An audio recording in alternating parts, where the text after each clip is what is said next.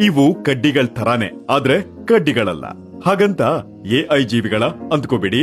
ಎದುರಾಳಿಯ ಜೊತೆ ಫೈಟ್ ಮಾಡೋದ್ಕಿಂತ ಜಾಣ್ಮೆ ಉಪಯೋಗಿಸಿ ಎಸ್ಕೇಪ್ ಆಗೋ ಚಾಕಚಕ್ಯತೆ ಕೆಲವು ಜೀವಿಗಳಿಗೆ ಸೃಷ್ಟಿ ಗಿಫ್ಟ್ ಕೊಟ್ಟಿರುತ್ತೆ. ಅದ್ರಲ್ಲಿ ಒಂದಾದ ಈ ಅನನ್ಯ ಸೃಷ್ಟಿಯ ಹೆಸರು ಹಲೇರಾ ಮೌತ್ ಅಂತ. ನಾವು ಕನ್ನಡದಲ್ಲಿ ಪತಂಗ ಅನ್ನೋಣ ಕಣ್ರಿ. ಚಿಟ್ಟೆ ಅನ್ನೋದು ಬೇಡ, ಅದೇ ಬೇರೆ ಇದೇ ಬೇರೆ. ಸಾಕಷ್ಟು ವ್ಯತ್ಯಾಸ ಇದೆ. ಅದ್ರಲ್ಲಿ ಒಂದನ್ನಷ್ಟೇ ಹೇಳ್ತೀನಿ. ಚಿಟ್ಟೆ ಹಗಲೊತ್ತು ಚುರುಕಾಗಿದ್ರೆ ಪತಂಗಗಳು ರಾತ್ರಿ ಹೊತ್ತು ಚುರುಕಾಗಿರುತ್ತೆ. ಎರಡು ಕ್ಯಾಟರ್ಪಿಲ್ಲರ್ ಗಳಿಂದಾನೇ ನವೀನವಾಗಿ ರಚನೆಯಾಗುವುದು. ಹಾಗೆ ಈ ಪತಂಗಗಳು ಕ್ಯಾಮೋಫ್ಲೇಜ್ ಆಗೋದ್ರಲ್ಲಿ PhD ಮಾಡಿವೆ ತನ್ನ ರಕ್ಷಣೆಗೋಸ್ಕರ. ದಿನವೆಲ್ಲ ಹೀಗೆ ಕಡ್ಡಿಗಳ ಮಧ್ಯೆ ಕಡ್ಡಿಗಳಾಗೇ ಇದ್ರೆ ಇದನ್ನ ತಿನ್ನೋಕ್ ಬರೋ ಜೀವಿಗಳೆಲ್ಲ ಬ್ಲಡಿ ಮುರಿದು ಹೋಗಿರೋ ಕಡ್ಡಿಗಳು ಅಂತ ವಾಪಸ್ ಹೋಗ್ತವೆ.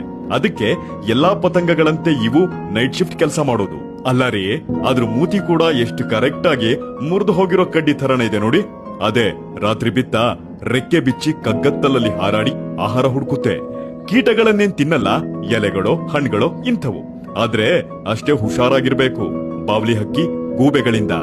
ಅದೇ ಹೇಳ್ತಾರಲ್ಲ, ಪ್ರಕೃತಿ ವಿಸ್ಮಯಗಳ ಅಕ್ಷಯ ಪಾತ್ರೆ ಅಂತ. ಅಲ್ಲಿ ಕತೆ, ರೋಚಕತೆ, ವೈವಿಧ್ಯತೆಗಳಿಗೆ ಕೊರತೆ ಇಲ್ಲ. ಹಾಗೆ ಕೆಲವೊಂದ್ರ ಸಹವಾಸಕ್ಕೆ ನಾವು ಹೋಗ್ಲೂಬಾರ್ದು, ದೂರ. ಇಷ್ಟ ಮ್ಯಾಟ್ರು, ಬರ್ತೀನಿ, ಬಾಯ್.